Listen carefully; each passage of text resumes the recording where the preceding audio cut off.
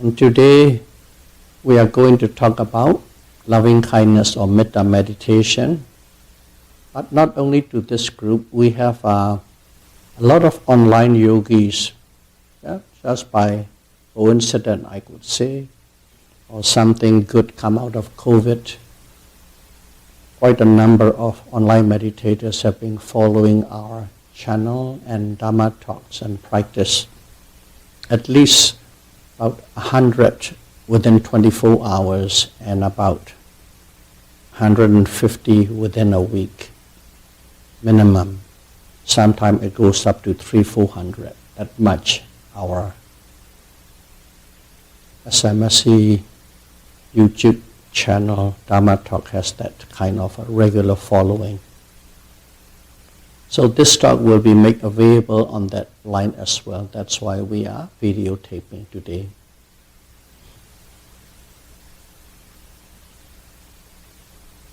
Metta or loving kindness meditation.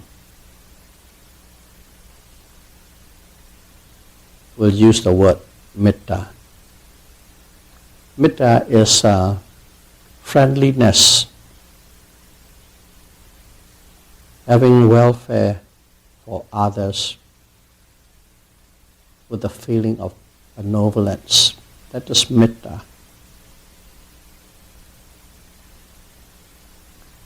The opposing dhamma, opposite to metta, is ill will, hatred. That is a totally opposing force. You can call it a near enemy. And a distant enemy, indirect enemy, is the raga, lust.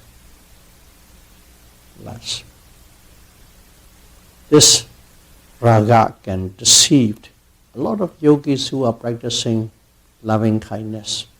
You think you are practicing loving kindness, but this raga or lust, in a certain level, is so subtle you don't even know that you are having that. In your mind you think that is loving kindness. So this is the distant enemy. So that's just about it. We are not expanding on loving kindness. And loving kindness can be, of course, practiced in three ways, or three modes, I should say. One is physically indeed. We are helping people, services. Whenever a person in need, you go out and do it without any expectation, without any agenda. That is the loving kindness in action in terms of deed.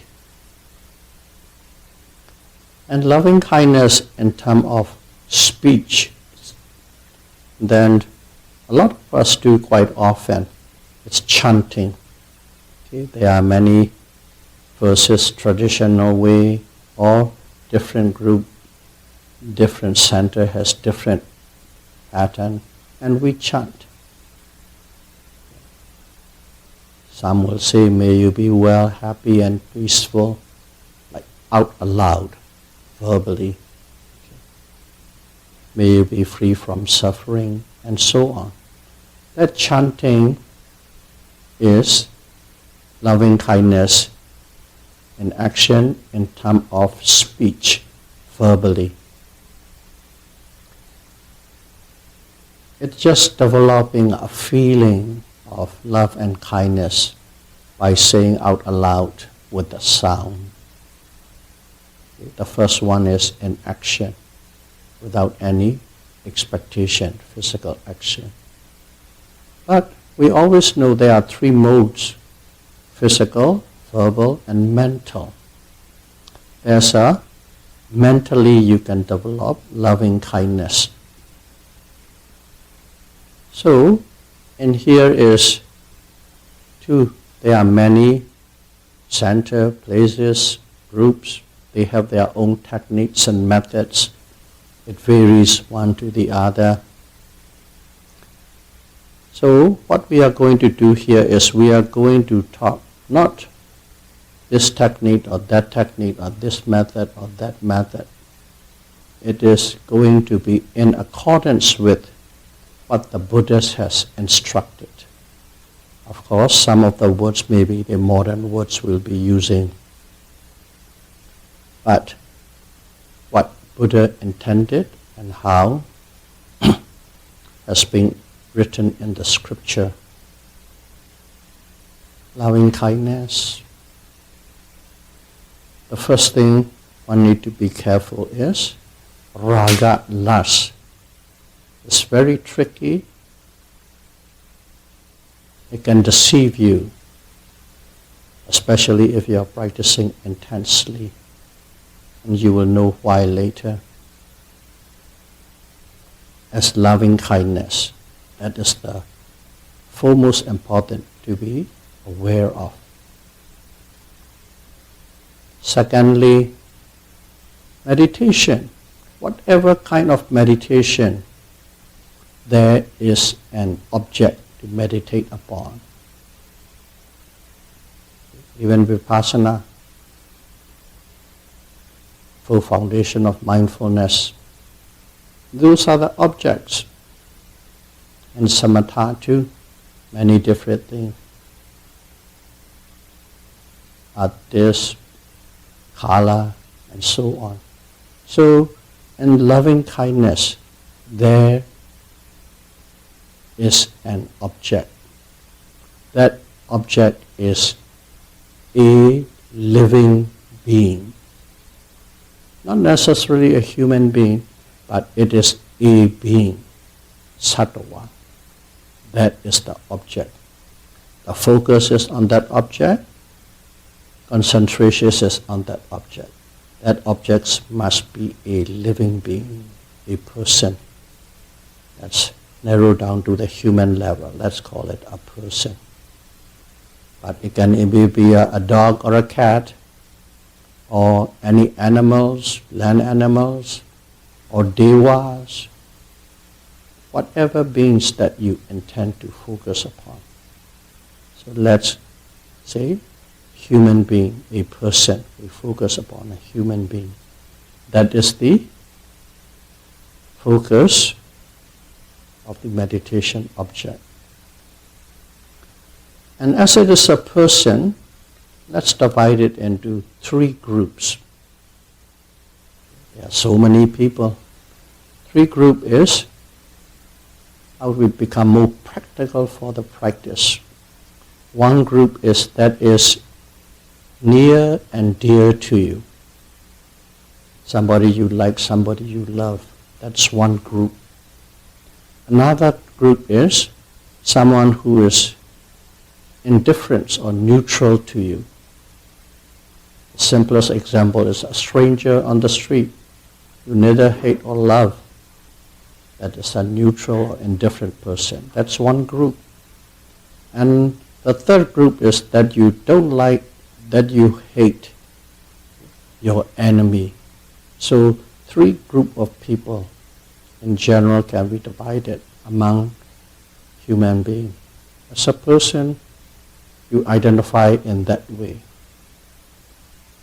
Someone you like, someone you hate, someone in the middle.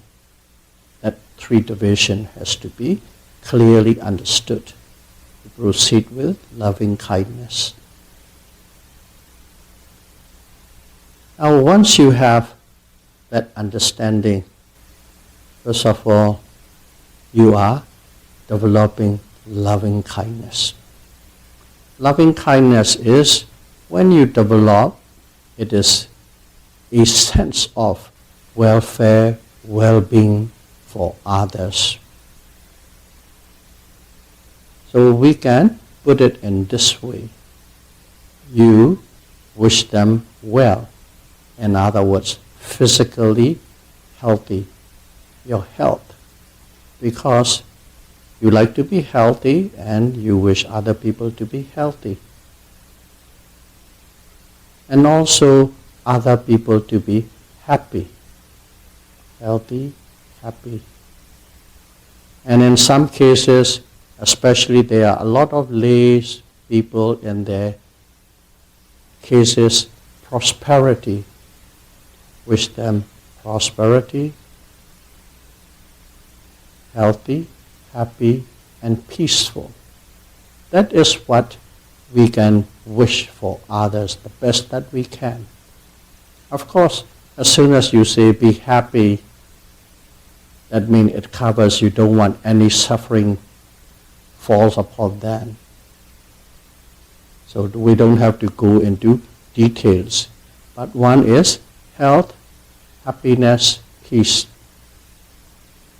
If one likes prosperity, prosperous not in terms of getting rich and then can spend what you want.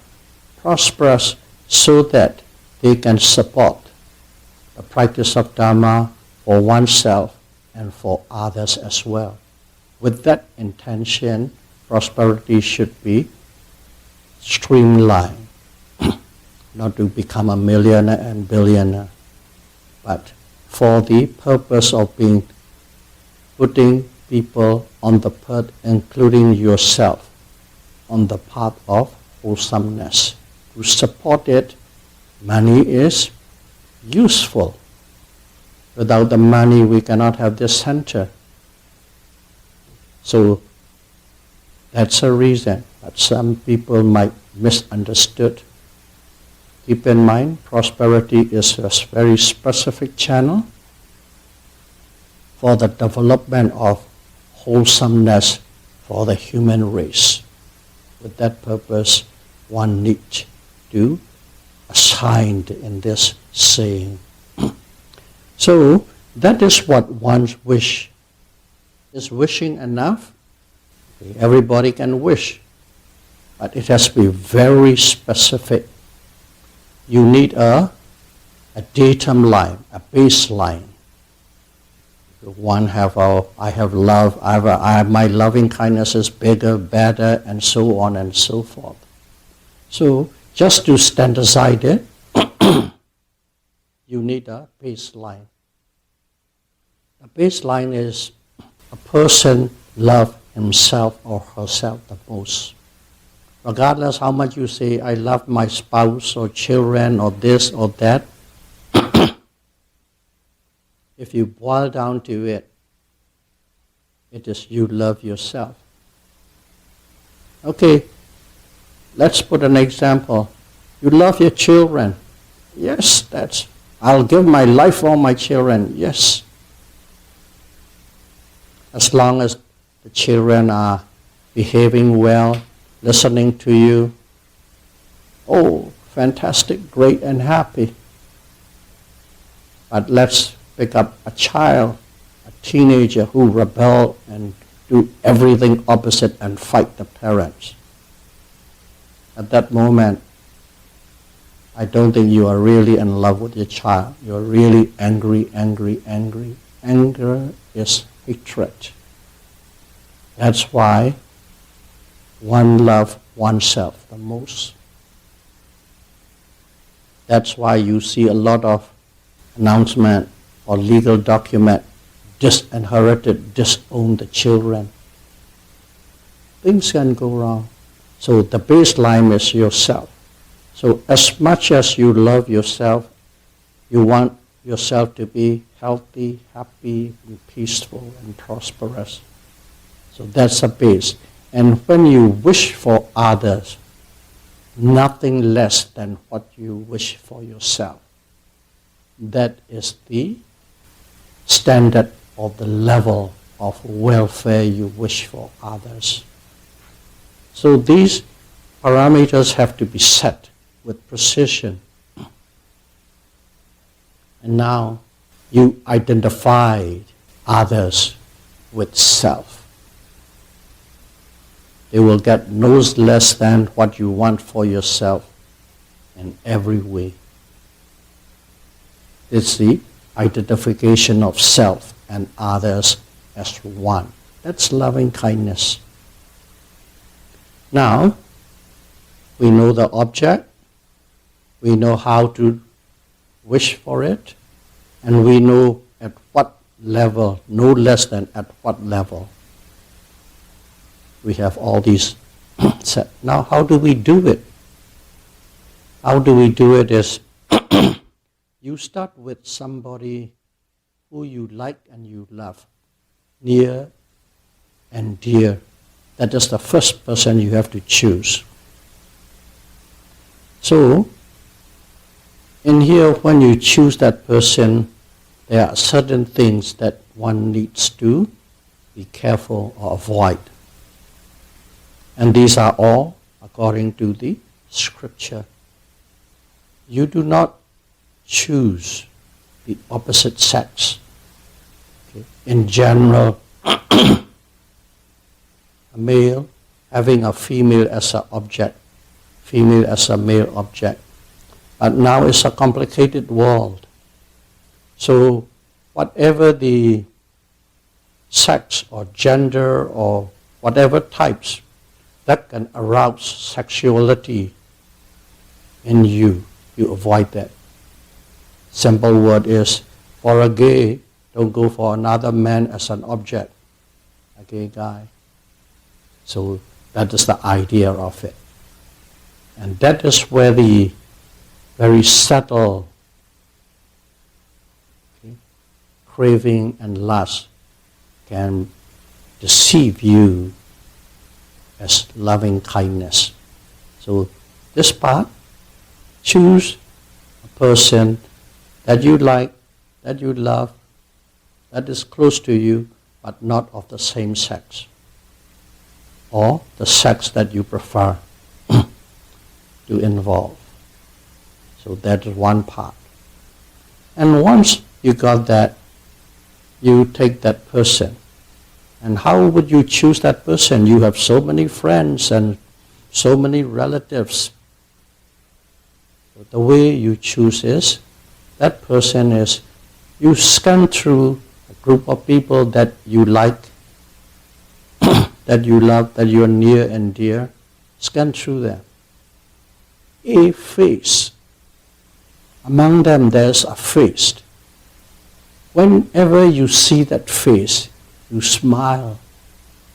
Whenever you see that face, you're happy. That's a person you choose. You don't have to create it, it's already there. Whenever you come across that person, you feel good, you smile, you feel light. That is automatically that person qualities are generating that feeling in you. You have to find that one, scan out that one, and pick up that one person. So you don't have to purposely happiness and healthiness and squeeze yourself mind out. It's just that that object automatically is evoking these feelings in you. So that's the person you choose. Now you got that person. Once you got that person, now you practice. What you practice is, first and foremost, if you can, visualize. If you can visualize. Close your eyes and visualize that person's face in you. Just like in person, when you see, make you smile. And if you can see that face in your visualization, it makes that automatically is generating some sort of a happiness and peacefulness and lightness in you. You visualized. And if you don't know how to visualize, you start with, let's say, take a picture of that. Put a picture near your meditation. And then look at that picture, close the picture. Close your eyes. Look at the picture, close your eye. Alternatively, go back and forth, back and forth, back and forth, till you can see that face in your mind without the assistance of the picture.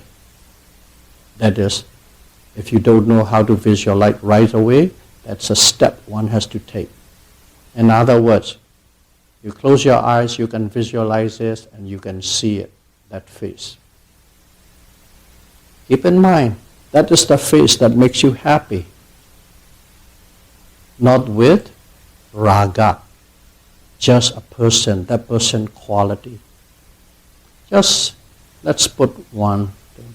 Somebody who has helped you a lot in your life. Somebody who has put you on the path. Buddhists mostly have a teacher who teach you Dharma, Dharma teacher that you really, really click with, gel with. Something you owe a lot of gratitude, somebody who helps you, especially in terms of wholesome quality. Those are the safe bets. So visualize it, you can see it. And while you are seeing, it's not only visualization. That visualization is to evoke all the feelings you have with interaction with that person, even in the mind. And then you say, may so and so be well, happy, and peaceful. Well, happy, and peaceful. So, there are two things. One thing is the object, the person, in your mind eye. And at the same time, you're wishing all these well wishes towards that person. Well, happy, and peaceful. Just put it in a different way. Let's go back to Vipassana. Rising and falling, and rising movement, falling movement. As rising, falling, you're focusing on it, actually moving up and down, and also in the mind, rising, sitting, falling, touching. Two things, two sets. Just like that, rising, falling, the face is the rising, fall, the actual rising, falling. Well, happy and peaceful is rising, sitting, falling, moving. The words that you are saying. Just like that. So, two sets. One is the person, face, or whatever you visualize. Another one is wishing for that person. You say it again and again and again and again repeatedly. The key point is, you put it in such a way you can visualize and see it in your mind eye, and then wishing that person that feeling and all the well wishes. Say it again and say it again and say it again. You do that again and again, and at the beginning, of course, you cannot keep that person's face in you all the time. But you develop in such a way, eventually you come to the point of you can visualize this person whenever you wish and whenever you close your eyes. You can see that person in your mind eye, so to speak, on demand. You close your eyes, your intention is on that person, there's the picture. That to that level you practice. And when you got to that level, along with the wishes, when you got to that level, you have attained the first jhana. You have attained the jhana using loving kindness meditation, loving kindness to that specific person, wishing all these things, and you can on demand close your eyes and visualize and meditate on it. That's the first jhana when you can do to that level. And when you're doing that, this is just the way that you see as you can on demand can see it. There are process too. The process are changing in there. But you people, when you see, when you can develop, as you are developing and practicing, You feel satisfied. How do I know that I have the first jhana with loving kindness? Practice, and you feel satisfied at whatever you are having. Oh, I can practice. You are happy to see that person. You are happy that you are wishing welfare for that person in the same way as you want for yourself. You feel satisfied, really satisfied. That is a simple way of putting it. Satisfied is piti. When we are practicing jhana meditation or concentration meditation, it is first of all is the vitta visara, applied thought. Applied thought is you are trying to visualize that person again and again and wishing wellness. That is vitta. Visara. Visara is you can sustain that picture in your mind. You can hold on and you can sustain it, keep it, not disappearing and something interjecting and taking away. That is visara, sustained thought. And then as you can do that, you feel satisfied. Satisfied is piti, rapture. I purposely put the word satisfied because as soon as you say piti, 5 kinds of piti and which piti, then where is it, what it is, people who study a lot can go into that direction. Forget about all these things. You really feel satisfied that you can do it. You are having piti. And then not only that, the next one is you begin to feel happy. Not just satisfied, just happy, become settled. In other words, there's excitement become less. Happy and peaceful, happy and peaceful. And when you feel that happiness and peacefulness, that is sukha. You see sukha. And then the last one is you can get that visualized picture on demand. That is ekaggata, one-pointedness. These are the 5 qualities of the first jhana. Applied thought, sustained thought, rapture, happiness, and one-pointedness. Then you have developed the first jhana with that specific person in mind that you like. And you can be in that mood.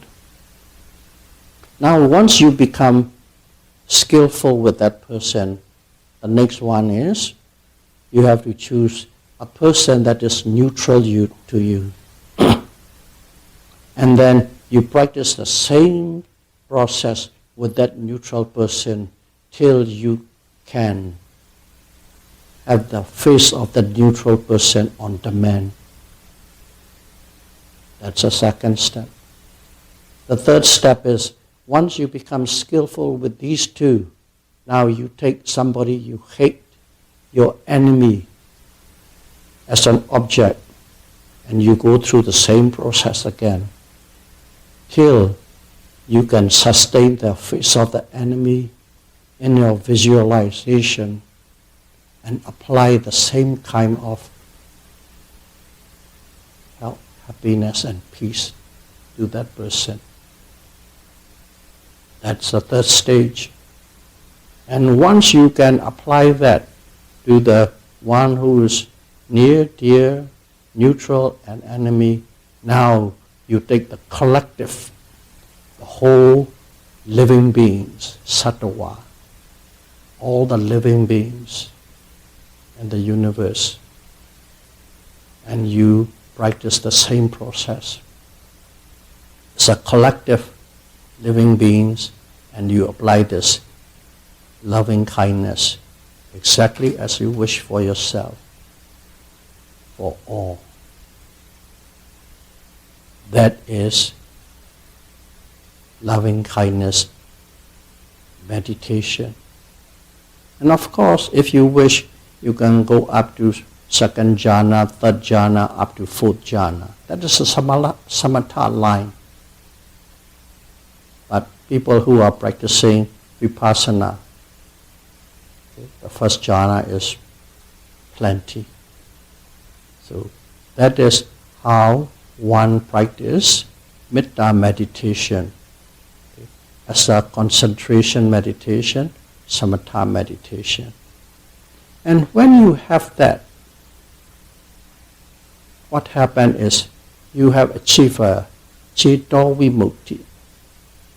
What it is your mind is liberated when you achieve that. What does it mean my mind is liberated? Mean your mind is free from mental defilements, lobha, dosa, and moha. But it is not permanent, but as long as you keep practicing that loving kindness can keep away the mental defilements away from oneself. You practice, you stay, but it is not permanent. It cannot uproot it. Whenever you practice less, or whenever a certain condition becomes so strong, adverse effects are so strong, you can fall back down. Only vipassana can keep you the permanent liberation from mental defilements. This one can keep the mental defilements at bay. So, we talk about loving kindness, and we know how to act physically and verbally, and this is how we do mentally. It takes a long time. Just from the top you can imagine how long it will take you. But if you focus only on this one, you might spend your whole lifetime without practicing to know anything about nama and rupa, which is vipassana. So, keep that in mind. Loving kindness meditation is very supportive for the vipassana meditation, to stabilize oneself, to keep oneself cool and calm, so that you can penetrate into the nature of mind and matter quicker and faster. So may all of you be able to infuse yourself with loving kindness and practice mindfulness and sight meditation and attain liberation from all form of suffering as soon as possible. Sadhu, sadhu, sadhu. Sharing merit. Imaya dhammanu dhammapati patiya Buddham Bujemi. Imaya dhammanu dhammapati patiya dhammam Bujemi. Imaya dhammanu dhammapati patiya Sangham Pujemi. Adda imaya patipatiya jara maranamma primochesami idame punya adavekya vahan hotu idame silam mega palanyanasa picheo hotu imano punya bhagam sabba satanam dema sabbe sata sukhita hontu. Sadhu, sadhu, sadhu. Buddham Bujemi.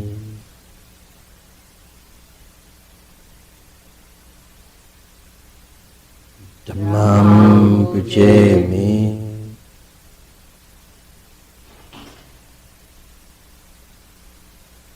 Sangham Bujemi.